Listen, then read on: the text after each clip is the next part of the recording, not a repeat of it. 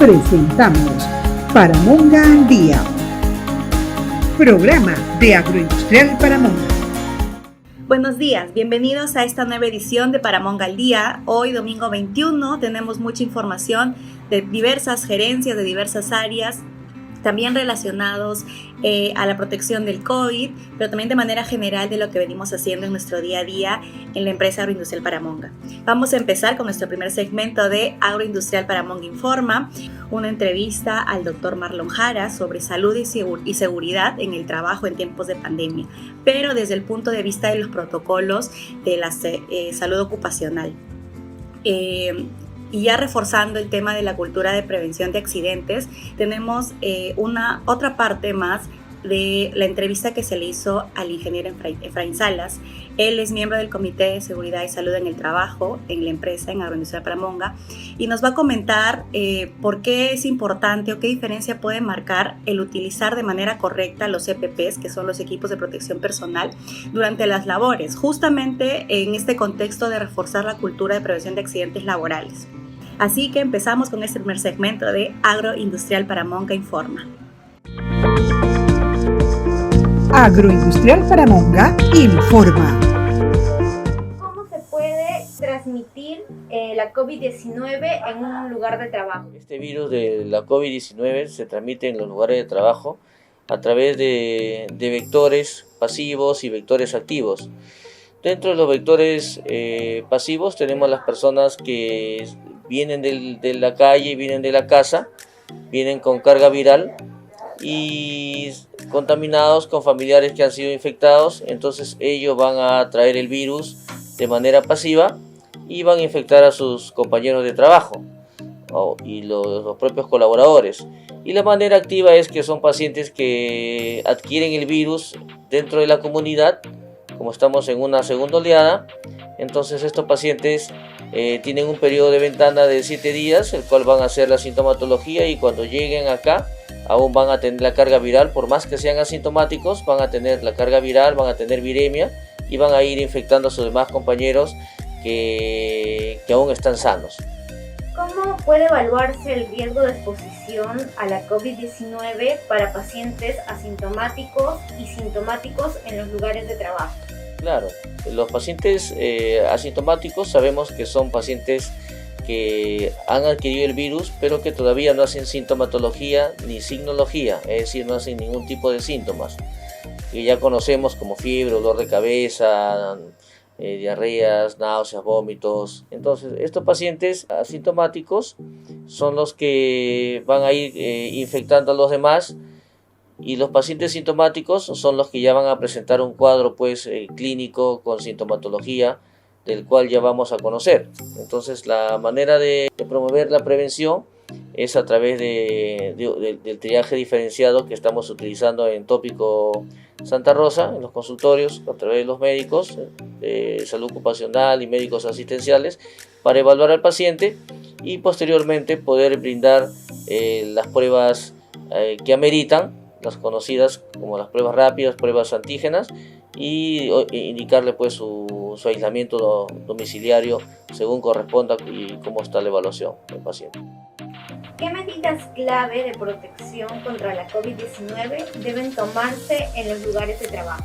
Las medidas de protección son muy importantes, muy aparte de que ya conocemos y estamos ya totalmente concientizados, lo tenemos en el subconsciente de que tenemos que usar caretas de carácter obligatorio, sí o sí, mascarilla, la mascarilla quirúrgica que utilizamos, el lavado de manos, el distanciamiento social de 1,5 metros, 2 metros.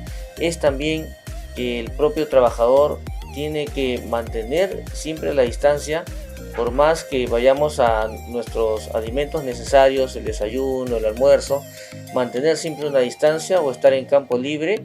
Y lo más recomendable es que estén en zonas que obviamente la empresa tiene, zonas de almuerzo donde hay flujo de aire corriente, flujo de aire continuo, y eso es muy importante para evitar de que la carga viral esté acumulada en las zonas de comedores, en las zonas de reuniones, y lo mejor es que estén en una zona abierta.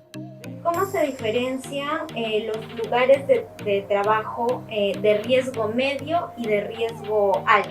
El riesgo medio son aquellos lugares donde el trabajador, porque para nosotros todos los trabajadores pueden ser entre comillas COVID, a menos que se demuestre lo contrario. Lo más importante es que tenemos que tener siempre los protocolos de bioseguridad que maneja cada jefe de área y mantener siempre con el distanciamiento, que es importante. Pero aquí en la fábrica se controla esa bioseguridad porque todos manejan sus mascarillas 3M, manejan las mascarillas, las N95, las KN95, que son muy importantes para evitar contagiarnos y evitar que nosotros contagiemos. Y los de mayor envergadura, se podría decir, aquellas personas que están hacinadas, entre comillas, por ejemplo, en un caldero donde hay varios trabajadores juntos, pero que no ameritaría mucho por el motivo de que todos ingresan con equipos de bioseguridad, con equipos Tyvek, con equipos 3M, con mascarillas y con todos los equipos de bioseguridad necesarios. Lo más importante es que el trabajador, el colaborador, se cuide fuera del trabajo, porque dentro de la empresa los controles son estrictos, obviamente, ¿no? Y son controlados desde el ingreso de vigilancia, con el control de la temperatura, con la fumigación y desinfección de los vehículos que ingresan, y que el control obviamente es un protocolo muy estandarizado y que se está aplicando muy bien, ¿no? Entonces no hablaríamos de una infección masiva ni infección al ingreso de la fábrica, sino lo más importante es que el trabajador mantenga el distanciamiento, mantenga su uso de mascarillas de carácter obligatorio. ¿Qué otras medidas deben de tomarse en los lugares y puestos de trabajo de riesgo medio y de riesgo alto? Que trabajadores que se sienten un poco con síntomas de resfrío, con síntomas de congestión nasal, un poco de febrícula, cefalea o dolor de cabeza, malestar general, deberían informar inmediatamente a su jefe de área para que sean obviamente enviados al área de tópico o al área de consultorio para ser evaluados dentro de los factores de riesgo, ¿no? Entonces ellos nos van a indicar en qué situación se encuentra el paciente. Los factores de riesgo más avanzados son pacientes que ya han tenido contacto. Para eso se necesita mucho la comunicación del paciente, de trabajador, colaborador, el cual debe manifestar que tiene que hacer un reporte, un informe en área de tópico, y tiene que ser consciente de que está en contacto pues con familiares que son positivos, con papás, mamás, hermanos. Entonces a esos pacientes tenemos que tenerle pues hacerle un seguimiento epidemiológico, verificar que estén sanos, verificar que se mantenga su aislamiento, para nosotros poder estar seguros de que ellos están muy bien, que la empresa se preocupa por ellos, por los que estén con una buena salud, que no se infecten, y por lo tanto también nosotros aprovechar en que no infecten a los trabajadores, incluyendo nosotros, nuestras mismas personas que estamos laborando dentro de la empresa.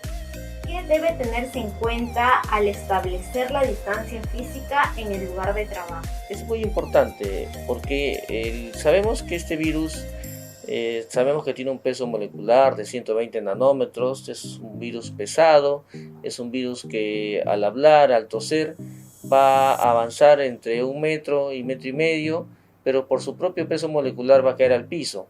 Entonces, por eso es que nosotros decimos siempre, hay que mantener la distancia de 1,5 metros a 2 metros para que el virus no llegue a nosotros y nosotros no podamos aspirarlo. Y más aún, si usamos las mascarillas, va a evitar que el virus ingrese por la vía respiratoria alta, que es la boca, la nariz, las conjuntivas, y nosotros nos infectemos. Entonces, el distanciamiento es muy importante. ¿Por qué? Porque el virus no va a llegar hacia nosotros.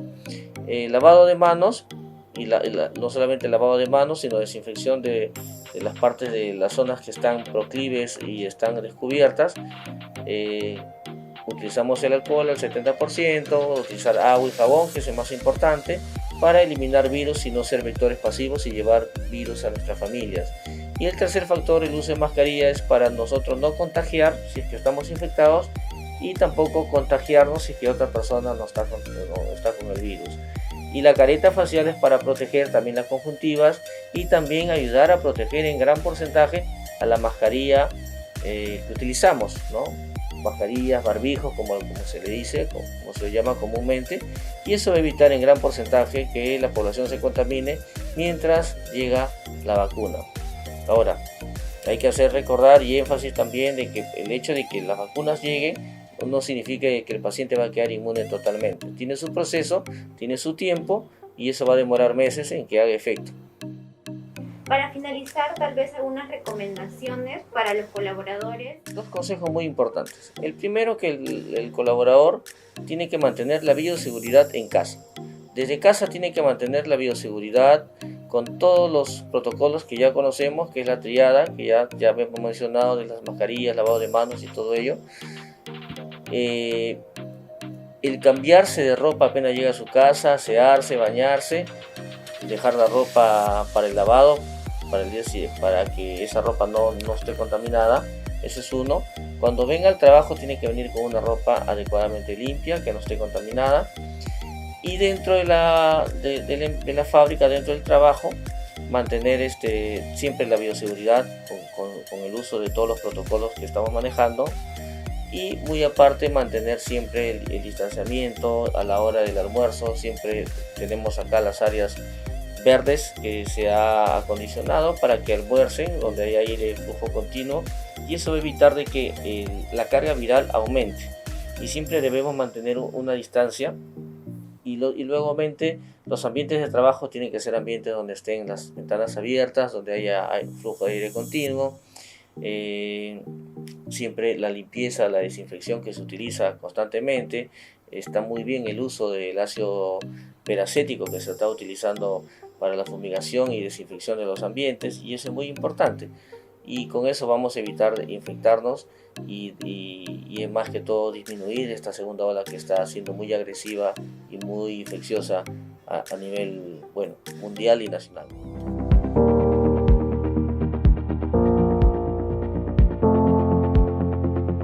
Cuéntame por qué es importante el uso de los equipos de protección personal, también conocidos como EPPs, ¿no? Por sus iniciales. El uso de los elementos de protección personal son fundamentales para los trabajadores, ¿no? Principalmente porque sirven para resguardar, ¿no? Para darle seguridad y protección frente a algún accidente. Entonces, esa es la razón principal por la cual se deben usar estos EPPs, ¿no?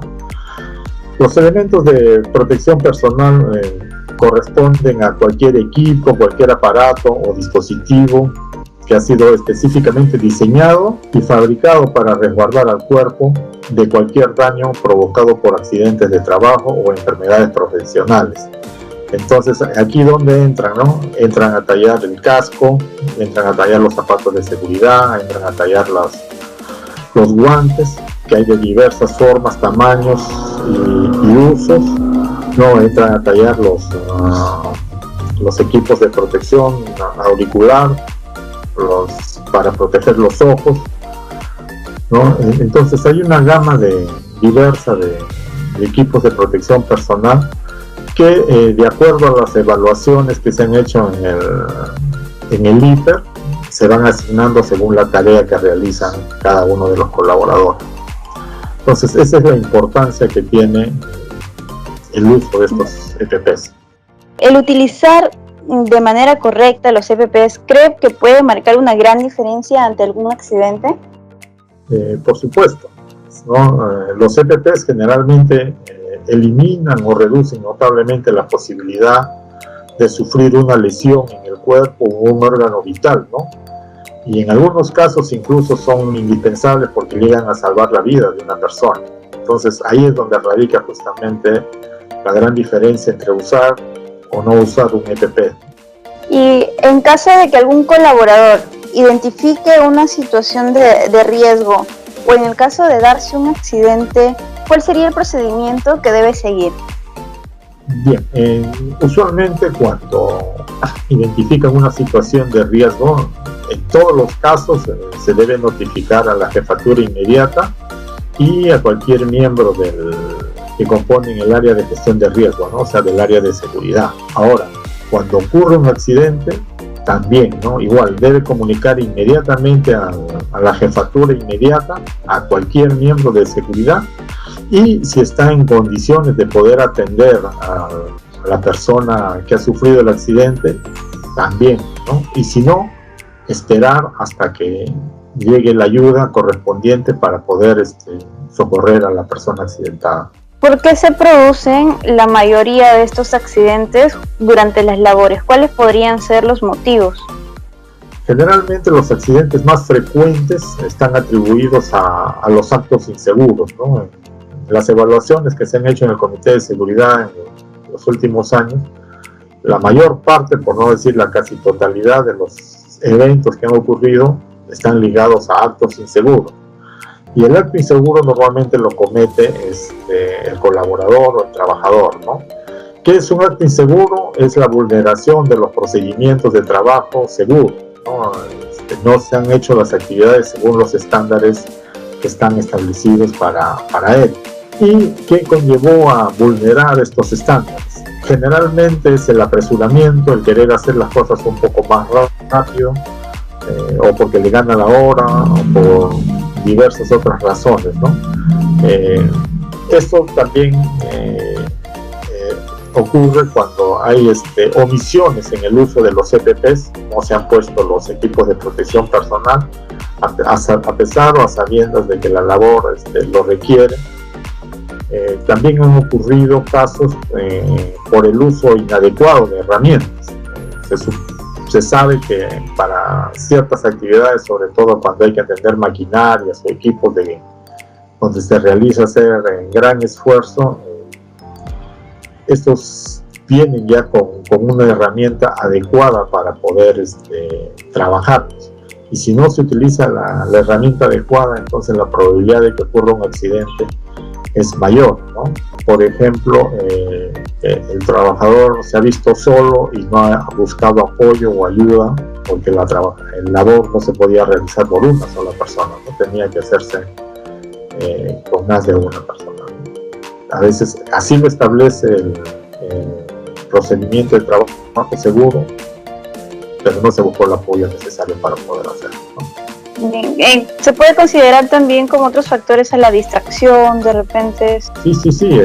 A veces se presentan elementos distractivos dentro de la labor, y por distraerse un instante, mirar a otro lado, o por estar observando a otro colaborador que está pasando, haciendo alguna otra cosa, esa distracción genera el accidente. Y un elemento que es bastante frecuente también ahora, que es un elemento distractivo, no solamente dentro de la labor que se realiza en la empresa, sino también en la calle y en todas partes, es la distracción que se tiene con el uso de los teléfonos celulares, ¿no? Las llamadas frecuentes que hay, que ingresan justamente cuando se están haciendo labores, y esos conllevan accidentes.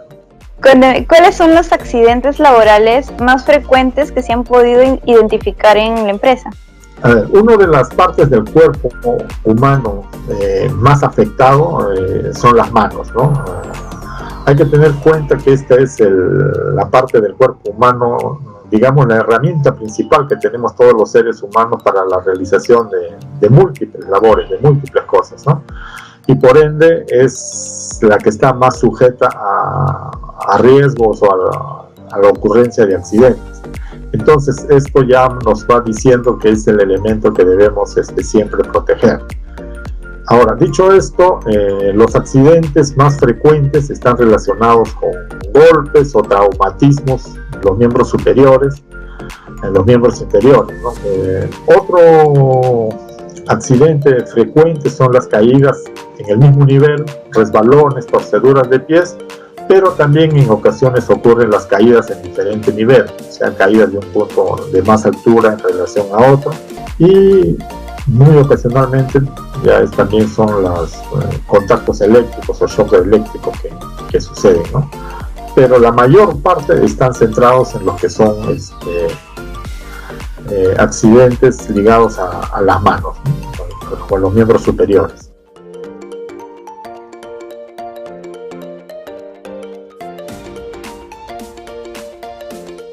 Bien, creo que la parte más importante en todo esto es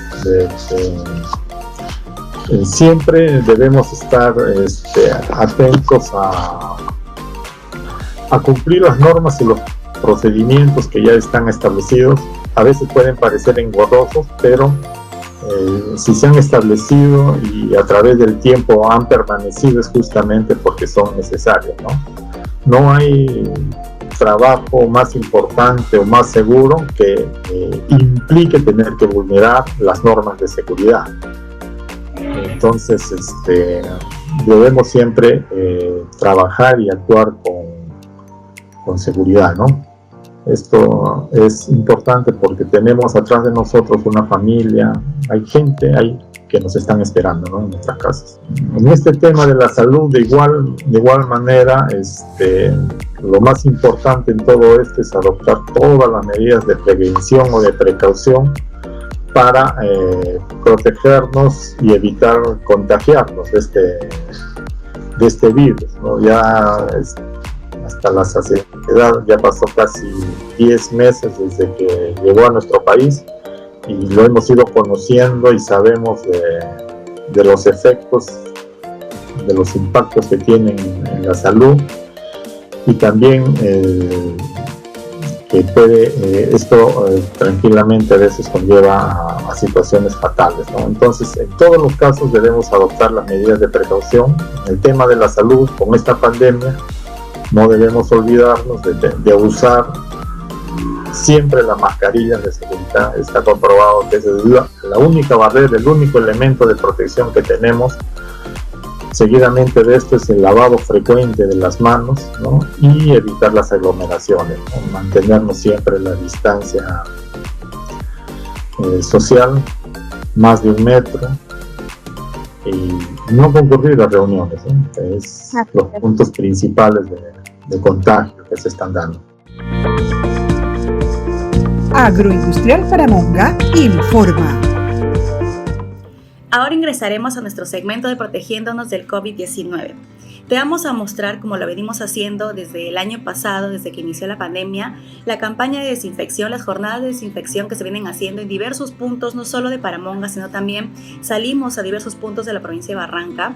Estas desinfecciones se vienen dando en zonas de alto tránsito, donde hay mayor tráfico de personas, en donde puede ser que la carga viral también esté un poco más elevada, y justamente estas desinfecciones nos ayudan un poco a mitigar y a descargar, ¿no? esta carga viral, que también hemos conversado en qué consiste y de qué trata en el programa pasado. Y luego de ello te vamos a mostrar un video que hemos hecho con nuestras compañeras de asuntos ambientales, ya que esta área ha instalado nuevos puntos para los contenedores que son específicamente para segregar las mascarillas que venimos utilizando para protegernos del COVID. Recuerda que es muy importante utilizar estos contenedores rojos que son para segregar exclusivamente mascarillas, ya que digamos, equipo de protección personal que venimos utilizando por estos días necesita tener otro tipo de tratamiento que no es como un residuo general. Así que recuerda ponerle mucha atención a esta nota. Si alguno de tus familiares está viendo o tú eres familiar de alguno de nuestros colaboradores, por favor te pido que también le comentes para que esté enterado y sepan lo importante que es segregar las mascarillas en estos contenedores rojos que son exclusivamente para ellas. Así que los dejo con este segmento de Protegiéndonos del COVID-19. Protegiéndonos del COVID-19.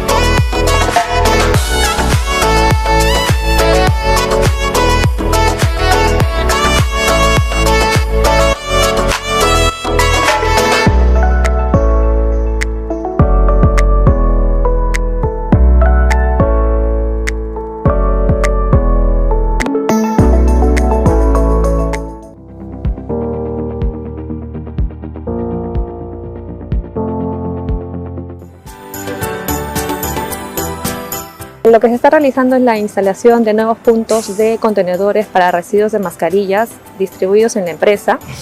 Estos contenedores están ubicados en los exteriores de los vestidores de envase, varones, mujeres, elaboración, trapiche, en los exteriores también del vestidor de SEMA y bueno, en la puerta 1 y también en los exteriores de planta de fuerza.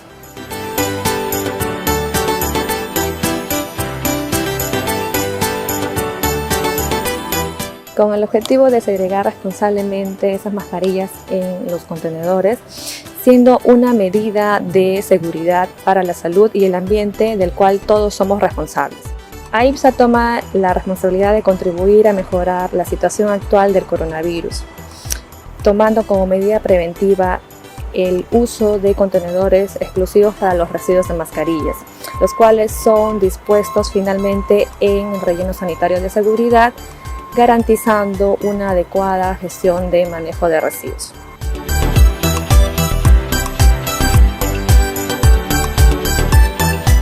Recomendar a los colaboradores que segreguen adecuadamente sus mascarillas, ¿no? Como verán, tenemos contenedores distribuidos en toda la empresa, de los cuales pueden hacer uso de cualquiera de ellos. También recomendar a los colaboradores que continúen con el protocolo de bioseguridad establecido por la empresa, que es el correcto lavado de manos, también utilizando el alcohol, distanciamiento social y el adecuado uso de la mascarilla.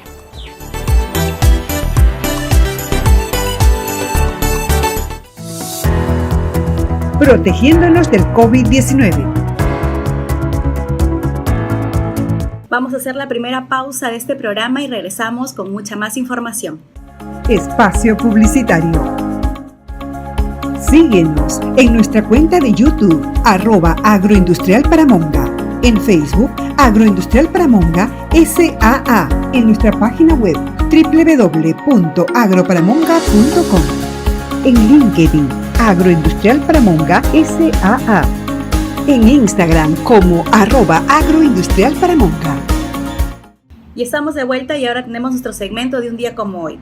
En este segmento, en esta oportunidad, te vamos a mostrar qué actividades hemos realizado del 15 al 21 de febrero en los años 2019 y 2020. Un día como hoy. Un 16 de febrero del 2019.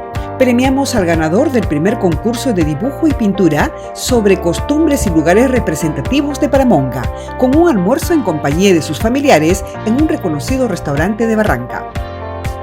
Un 17 de febrero del 2019. Realizamos el tercer paseo a la playa La Isla, donde los colaboradores tuvieron un día de actividades de integración y juegos con sus familias. Un 19 de febrero del 2019.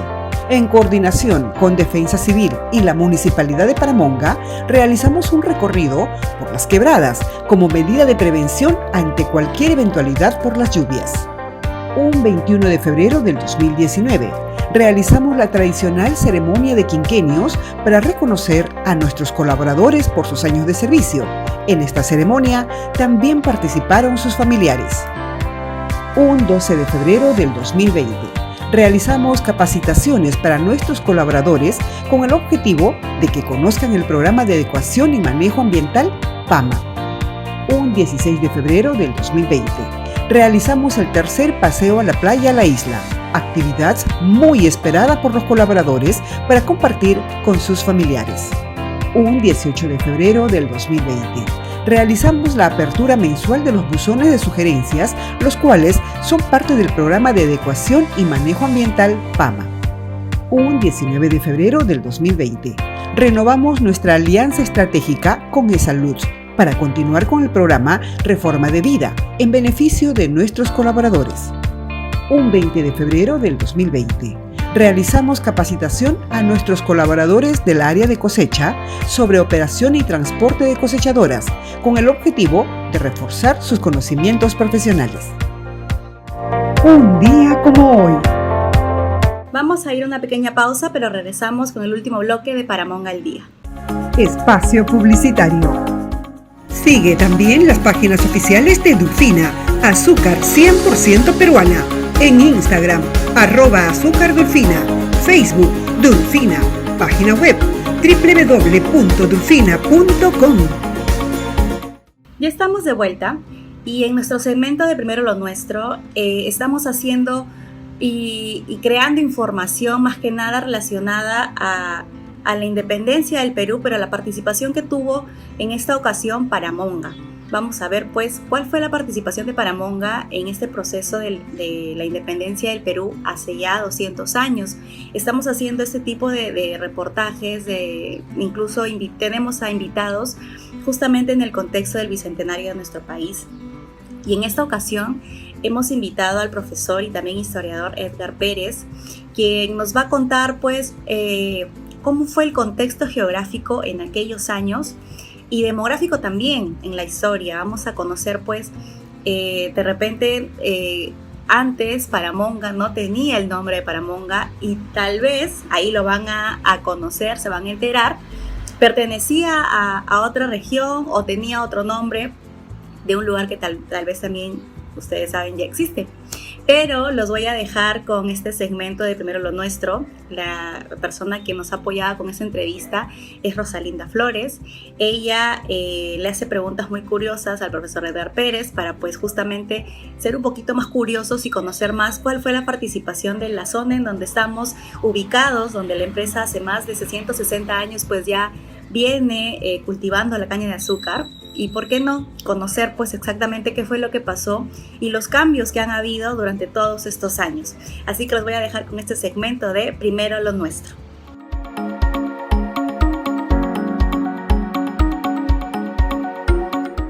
Amigos, muy buenos días, bienvenidos a nuestro segmento Primero lo Nuestro.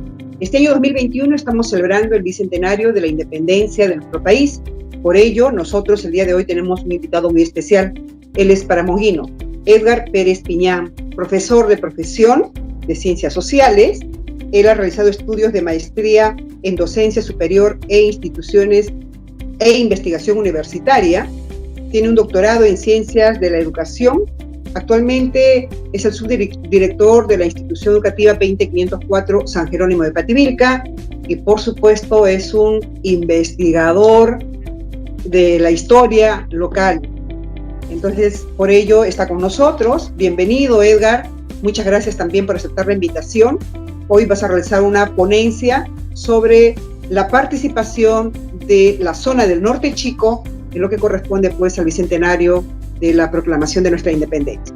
Muy buenos días, bienvenido. Te dejo ya para que tú estés acompañándonos con tu ponencia. Muchas gracias, Linda. Muy buenos días. Buenos días, agradeciendo la invitación también que se me hace, de poder compartir un momento, un poco del conocimiento histórico. El día de hoy me voy a apoyar un poco en algunas diapositivas que nos van a permitir conocer cuál ha sido la importancia, la trascendencia y sobre todo la presencia que ha tenido Paramonga, la población de Paramonga y particularmente la hacienda Paramonga, en este caso durante el proceso de la independencia del Perú. Tenemos que primero ubicar el espacio geográfico. Nosotros cuando hablamos de Paramonga muchas veces nos referimos solamente en este caso a la ciudad, que se encuentra pues en el Valle Bajo, Fortaleza, digámoslo así, a la margen izquierda de este río, que da con desembocadura directa al Océano Pacífico. Sin embargo, Paramonga, se tiene que ver como un todo, tanto como la ciudad y sobre todo el valle, donde ha habido un importante desarrollo histórico a lo largo de más de 5.000 años, de historia que se ha generado en el Valle Fortaleza, sobre todo en el sector que corresponde al distrito de Paramonga. Sabemos nosotros que somos el distrito más boreal o más al norte de la región Lima Provincias. Somos distrito límite en este caso con la región Ancash. Somos un distrito que se aprovecha muy bien en este caso de su ubicación estratégica, una ubicación que por cierto va a ser muy valiosa durante el periodo prehispánico, durante el periodo hispánico y también durante el periodo en este caso de las guerras de la independencia. Tenemos que entender una cuestión muy importante, Los españoles llegan aquí a Paramonga, llamémosle así, al que aquel entonces el poblado que hoy en día conocemos no existía como tal, no era una población, sino la población estaba concentrada en los alrededores de lo que vendría a ser en este caso el Cerro La Horca, ¿no? Y lo que llamamos la fortaleza de Paramonga. Habían pequeñas ocupaciones, ¿no? Y eso lo podemos ver nosotros en estos sitios arqueológicos que han sido delimitados por la empresa IPSA, que están a lo largo de los campos de cultivo, ¿no? Por ejemplo, en zonas cercanas al olivar, al bosque, o en las zonas cercanas, en este caso, bueno, a la zona de Chilcal. Ahí vamos a ver nosotros algunos sitios arqueológicos que están delimitados porque había presencia en estos lugares, ya que habían grandes extensiones de campo que hasta el día de hoy se siguen aprovechando en la agroindustria azucarera, ya, pero que aquel entonces se utilizaba para producto de pan llevar. Pero la fuerte concentración en realidad estaba más al norte, más en las zonas aledañas, repito, al Cerro La Horca y a la fortaleza de Paramonga. En 1533 llegan los primeros europeos o los españoles, en este caso, al territorio paramonguino, ¿no? Descendiendo precisamente por el Valle Fortaleza, por lo que vendría a ser el Capac Ñan, el camino incaico. No había una línea transversal que conectaba el Capac Ñan costeño, no con el Capac Ñan andino, ¿no? Entonces bajaron ellos precisamente por este camino incaico hasta Paramonga y ya, bueno, la historia nos dice que se quedaron 3 días en el lugar abasteciéndose, descansando, después para continuar en este caso hacia Pachacamac, ¿no? Y aquí es donde ya empieza, digamos así, las narraciones y empezamos a conocer el Paramonga, digámoslo así, a partir de las descripciones que hacen los españoles cuando llegan a este lugar, ¿no? Bueno, lo que sabíamos es que aquí en Paramonga habían dos ayus importantes, ¿no? El ayu, en este caso de Paramonga, según lo que nos dicen algunos datos históricos, y el otro ayu que se llama el ayu de Huaricanga. Es muy posible que hayan existido también otros ayus, ¿no? Pero se hace solamente mención, tenemos hasta el momento de estos 2 importantes ayus. Es decir, cuando llegan los españoles a Paramonga había población, no estaba Paramonga despoblada de indígena, había población indígena, y es más, dicen los cronistas como Estete, justamente, que era quien narraba todo este periplo, esta travesía desde Cajamarca hacia Pachacama, nos habla de que la población, algunos indígenas tuvieron miedo y decidieron esconderse, principalmente su curaca, ¿no? El curaca era el que más miedo tuvo de los españoles, pero algunos indígenas sí se acercaron a los españoles, le brindaron información y los abastecieron. Muy bien. Ahora, después de 1533, casi algo más de una década, más o menos para 1548, más o menos 15 años aproximadamente después, encontramos un primer documento que se hace alusión a Paramonga, ¿no? A esta zona. Hay que recordar que también el término Paramonga, como lo conocemos nosotros, la etimología no es la que se utilizaba aquel entonces. Habían 2 términos muy comunes, que era Parmunca y Parmonguilla, ¿no? Parmonguilla. Entonces no es quilla, sino guilla, según los documentos de la época, del siglo XVI. Entonces ya en 1548 se habla de esta zona. ¿Por qué? Porque los españoles inician en este caso la solicitud de tierras que ellos consideraban tierras vacas, tierras que no tenían población, que no estaban siendo aprovechadas por nadie, y solicitaban esas tierras en beneficio propio, obviamente, ¿no? Entonces en ese documento en 1548 se hace mención de algunos datos muy importantes, ¿no? Que tenemos, por ejemplo, de que el pueblo de Paramonga, los ayus de Paramonga, estaban en contacto, por ejemplo, con los ayus de Pativilca, con los ayus de La Barranca, que eran ayus de pueblos pescadores, mientras que aquí eran ayus de agricultores. Entonces había una red comercial, digámoslo, entre los valles, ya que teníamos nosotros el Valle Fortaleza, donde nos encontramos, el Valle de Pativilca, que bueno, es el valle vecino, y el Valle de Supe, ¿no? Entonces había una conexión por la cercanía de los valles que permitía este intercambio, este flujo comercial entre estos pueblos. Esto es en 1548. En documentos que se han revisado, que he podido revisar recientemente, por ejemplo, para 1577, ¿no? Ya estamos hablando casi 40 años después de que llegan los primeros españoles aquí a Paramonga. Para 1577 nuevamente se hace una solicitud de tierras. En el documento de 1548, por ejemplo, se decía que el edificio, el sitio arqueológico que nosotros llamamos fortaleza, no era una fortaleza, sino nos aclara que era un templo y sobre todo de que era un aquiahuasi, ¿no? Y eso es un dato muy, muy importante, muy interesante, saber de que tenemos en territorio nuestro, tenemos un sitio arqueológico que ha sido un aquiahuasi, una casa de escogidas, donde vivían pocas mujeres escogidas y dedicadas principalmente a las labores de culto y al servicio, ¿no? En este caso, digamos, ¿no? A la clase dirigente administrativa que se encontraba aquí en estas tierras. En 1577 más o menos, nuevamente se hace una solicitud de las tierras de estos lares dentro de Paramonga, el espacio de Paramonga, y por ejemplo ahí se confirma la presencia que tuvo el Estado incaico aquí en Paramonga, ¿no?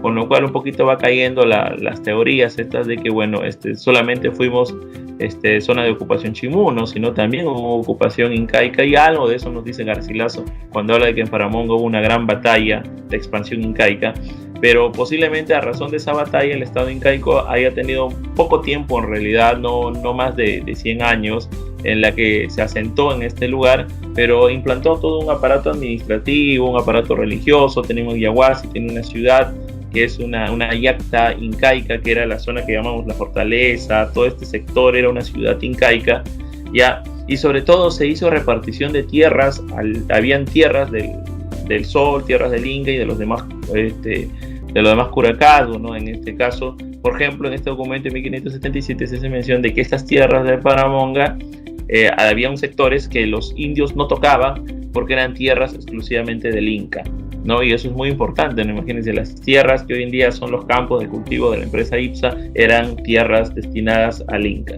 Ya, esto es para 1577. Yo me voy a evocar un poco hacia fines del siglo XVIII y las primeras décadas del siglo XIX, que justamente tiene que ver bastante con el contexto histórico de las guerras de la independencia. Tenemos que entender que Paramonga, estos ayllus van desapareciendo en la historia, no se tiene mucha información de ellos, pero sabemos que después se constituye, en este caso Paramonga, en parte de una encomienda, la encomienda de Barranca, ¿no? Que justamente el historiador Antonio del Busto Turburo nos dice que Barranca abarcaba, pues en realidad, cuando hablamos de Barranca, abarcaba todo lo que hoy en día también sería la provincia, ¿no? Decía, abarcaban las tierras de Supe, abarcaban las tierras de Bativica, abarcaban las tierras de Paramonga. Estoy hablando del año 1500 más o menos 35, ¿no? Entonces, cuando en 1535 se dan las primeras encomiendas a los españoles, Francisco Pizarro justamente se la da una encomienda a Antonio del Solar. Antonio del Solar es justamente quien recibe la encomienda de la Barranca y la encomienda de Surco, aquel entonces llamado Sulco, ¿no? Entonces Paramonga le pertenecía a la encomienda de Barranca, y Paramonga en este caso era de propiedad de Antonio del Solar. Entonces Antonio del Solar sería el primer encomendero propietario de estas tierras. Ya para el siglo, voy a adelantarme un poco con el tiempo, ya de encomienda pasamos al régimen, en este caso de haciendas, ¿no? Entonces en este régimen de haciendas, digamos, el Paramonga como una ciudad, como un pueblo, no es constituido, sino queda como tal, queda como hacienda, y las tierras en este caso que van pasando de manos de otros propietarios españoles. Las tierras que eran de los ayllus que vivieron en este sector fueron absorbidas por la propiedad española. Tenemos en este libro justamente de geografía de Cosme Bueno del año 1779, él hace un registro en este caso de los curatos, de la división, llamémosle política de aquel entonces, para 1779, y encontramos, por ejemplo, ya que Paramonga era parte, digámoslo así, era una de las haciendas que conformaban lo que vendría a ser el pueblo de Pativilca, ¿no? Entonces el pueblo que se constituye es Pativilca, es un curato porque obviamente tiene una iglesia y tiene todo un sistema administrativo particular, y todas las haciendas alrededor, incluyendo las de Paramonga, formaban parte de este pueblo. Justamente ahí encontramos nosotros que Cosme Bueno nos habla de que había la provincia de Chancay y la provincia de Santa. Nosotros pertenecíamos a la provincia de Santa para 1779. La provincia de Santa tenía 7 curatos, y justamente el 6º curato era el pueblo de Pativilca, que tenía a su vez 2 anexos, ¿no? El de San Juan de Huaricanga y el de Urquía.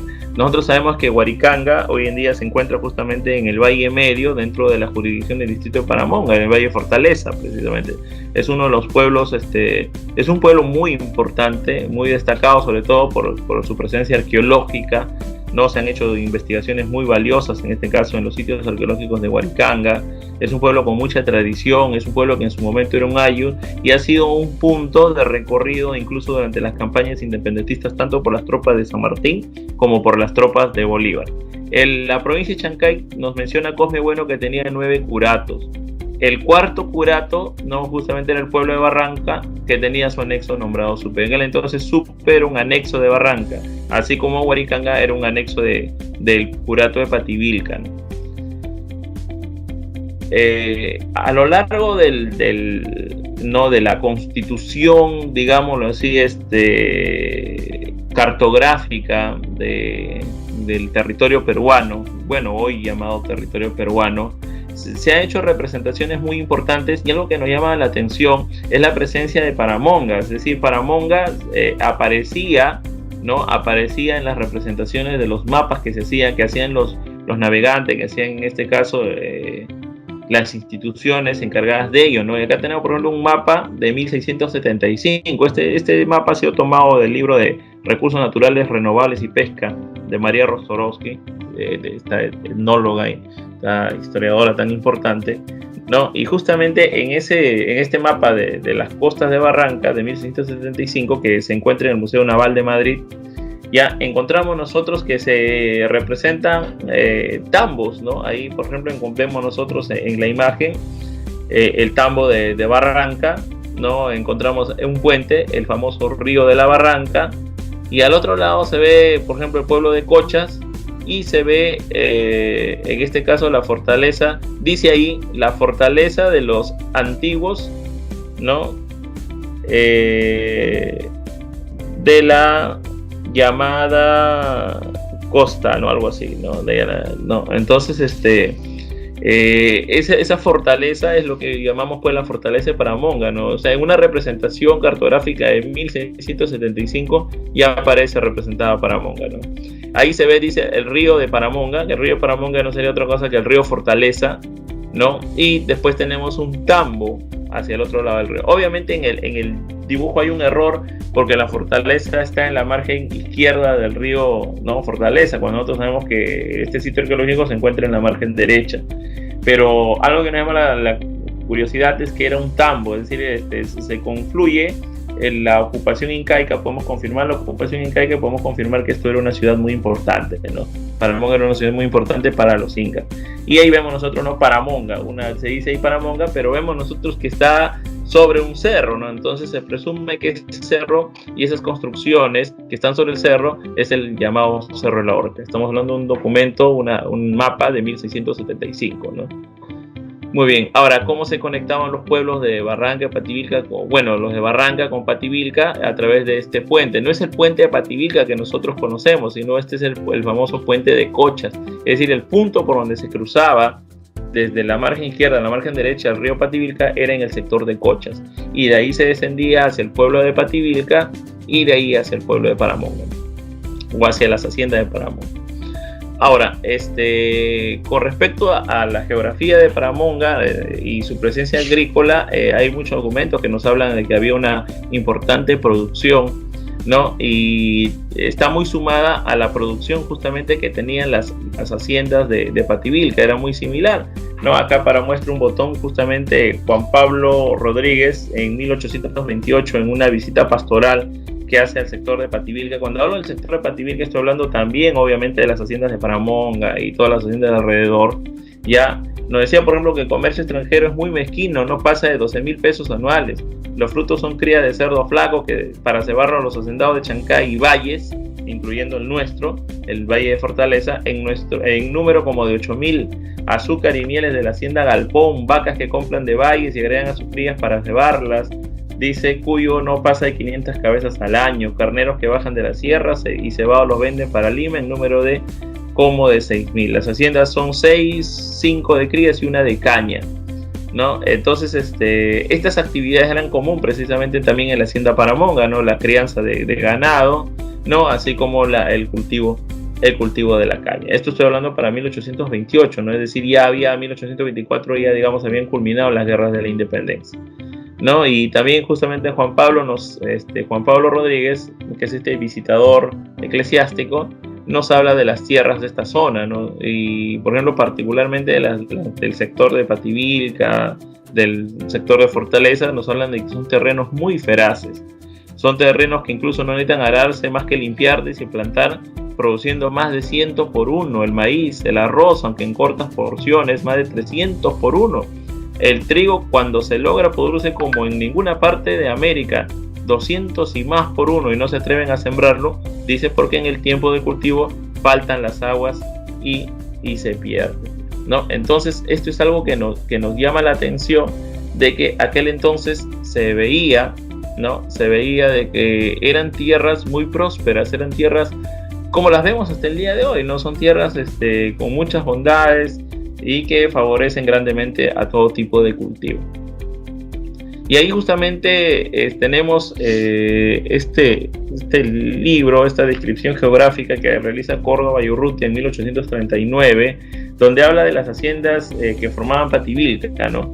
Y precisamente ahí está hablando de la hacienda Paramonga, ¿no? De la hacienda Chilcal, de la hacienda Upacá, Galpón, Upacá Grande, Carretería, Monjas, Chilcal Chico, Cañadas. Curioso porque después vamos a ver nosotros que en el proceso de expansión de la hacienda Paramonga comienza a absorber a estas pequeñas haciendas alrededor, ¿no? Es decir, lo que fue más adelante, lo que llegaría a ser la cooperativa, ¿no? O lo que fue anteriormente la cooperativa, la empresa Grace, absorbió a todas estas haciendas que estaban dentro del territorio de Paramonga, pero también dentro del territorio de Pativilca, ¿no? Pero ahí todavía encontramos, ¿no?, que Chilcal era una hacienda junto con Paramonga, Upacá, Galpón, Carretería, Monjas, ¿no?, entre otros, ¿no? Aquí tenemos también otro mapa, ¿no?, que justamente del siglo XVII, muy interesante, en la que si nosotros vemos en la parte, ¿no?, hacia el lado izquierdo, encontramos nosotros, ¿no?, una representación muy similar, ¿no? Aquí tenemos a Barranca, ¿no?, el pueblo de Barranca. Acá tenemos el puente de Cochas, aquí justamente se habla de Cochas. Tenemos el llamado río Barranca o río Pativilca, al lado un río, nada más no dice, entendemos que es el río, ¿no?, el río Fortaleza, y al lado está, bueno, está en inglés, ¿no?, dice the Fort of Inga, ¿no?, es decir, la fortaleza del Inca, ¿no?, y abajo dice Par Monguilla, ¿no? Y acá encontramos una representación del Cerro de la Horca también, ¿no?, con una construcción. Entonces vemos nosotros aquí está Cerro de la Horca y encontramos otra representación más que se hacía en la cartografía colonial, ¿no?, en este caso de Paramonga. En cuanto al panorama demográfico, tenemos que entender nosotros que la población de Paramonga se contaba dentro de la población, en este caso de Pativilca, ¿no? Para 1838, que son datos que hemos podido encontrar, tenemos nosotros, por ejemplo, cuando se habla de la población de Pativilca, solo se hablan de castas. No he encontrado una descripción detallada hasta el momento de indígenas o de negros, etcétera, pero sí se sabía que teníamos nosotros, habían aquí en Paramonga, trabajaban durante toda la colonia, incluso hasta después del periodo de independencia, trabajaron esclavos negros, ¿no? Pero bueno, en la descripción de Paramonga encontrábamos nosotros, en este caso, de que había dentro de las castas, es decir, dentro de estas combinaciones raciales, 173 varones y 148 mujeres. En total había una población que contemplaba tanto el pueblo de Pativilca como todas las haciendas, incluida Paramonga, 321 personas. ¿Ya? Pero nos da un dato muy interesante y nos dicen que dentro de estas 321, 103 eran esclavos. La otra población ya eran poblaciones de españoles, ¿no? Eran poblaciones de españoles o criollos blancos, como se le decía, ¿no? Entonces la distribución poblacional para inicios de la República, pasada las guerras de la independencia, más o menos era así en este sector, ¿no? Las castas, por ejemplo, en el caso de Supe, abarcaban el 63%, en los indígenas un 37%, ¿no? En el caso de Barranca, estoy hablando de las haciendas del Valle de Pativilca, ¿no? Sobre todo de la margen izquierda, en el caso de Barranca, el 34% de la población eran castas, eran mezclas raciales, y el 66% era indígena. Pero en el caso de Pativilca no se habla de población indígena. Es como si de la noche a la mañana, a lo largo de los años, la población indígena hubiese desaparecido. Pero lo que sí sabemos es que habían poblaciones indígenas cuando en el siglo XVI llegan los españoles. Pero para el siglo XIX, 3 siglos después, ya no encontramos presencia indígena, por lo menos en algunas recolecciones de datos poblacionales que se han hecho, ¿no? Esta la realizaron Córdoba y Urrutia en 1838, y en el sector de Pativilca el 100% era castas, o sea, habían mezclas raciales.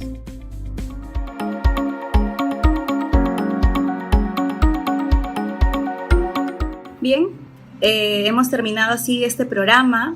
De hecho, los invito a que el próximo programa sigan conectados a Paramonga al Día, ya que vamos a tener más información sobre el Bicentenario y la participación de Paramonga y en realidad del Norte Chico en todo el proceso de la independencia del Perú.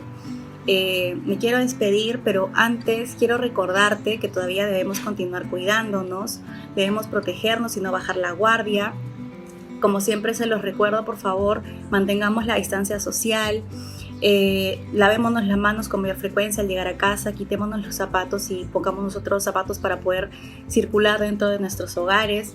Si no tenemos dónde lavarnos las manos en ese momento, por favor siempre contar con el alcohol para poder desinfectarnos hasta poder lavarnos las manos. Y como siempre, recuerden que se está diciendo mucho que ahora podemos utilizar 2 mascarillas, que podemos utilizar esta mascarilla que es descartable primero y luego colocarnos una mascarilla de tela, pues para tener mayor protección y estar más reforzados en la parte de justamente la nariz y la boca, que es por donde se transmiten los contagios. Estas 2 cositas son súper importantes y te van a marcar la diferencia cuando de pronto tienes que salir a trabajar o tienes que salir a hacer algún tipo de gestión importante y que no puedes esperar. Por favor, hazlo en el tiempo que en verdad es necesario, pero siempre recuerda ponerte las mascarillas. De preferencia esta, que es desechable. Recuerden que esta mascarilla no se lava ni se vuelve a utilizar, simplemente la utilizas y ya cuando es necesario, pues después de haber utilizado la desechas. Y en la empresa, recuerden, tenemos los contenedores rojos que son exclusivamente para este tipo de mascarillas, o las KN95 o las N95, las que tengan, que son desechables, por favor, siempre hay que utilizarlas ahí. Y recuerden, estas no se lavan. Y finalmente, antes de irme, también recordarles que pues estamos todos los domingos acompañándolos durante esta hora a través de nuestras redes sociales, que son YouTube, Facebook, también tenemos el Instagram, y nos ven también en canales locales que son Nectel TV, que es el canal 6, y los 4 canales del grupo de Barranca TV, que son el 16, el 17 y el 18. Estamos saliendo a las 10 de la mañana, tal vez en Nectel estamos saliendo un poquito antes o un poquito después por un tema de programación, justo pues la inmovilización de los domingos también alteran un poquito la programación del programa, pero igual seguimos saliendo los domingos entre las 9 de la mañana, a veces a las 11, pero ahí estamos. También te quería recordar y solicitar que si de pronto tú estás interesado en que desarrollemos algún tema en específico sobre la empresa o sobre la historia de Paramonga, de Pativilca, bueno, en general de Barranca y en donde estamos ubicados, puedes dejarnos tus comentarios en el mismo programa, en la parte de comentarios, o puedes escribirnos también un mensaje a nuestro inbox del Facebook o por Instagram, o bueno, si tienes también nuestros correos, puedes hacerlo de manera interna, escribirnos a nuestros WhatsApp para pues poder generar este contenido que también tú deseas conocer más sobre algún tema en específico.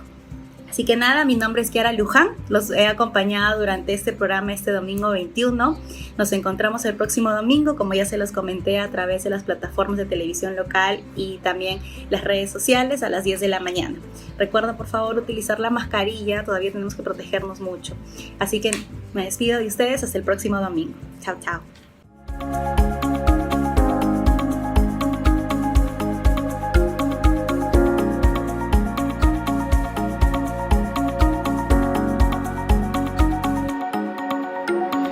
Gracias por su sintonía.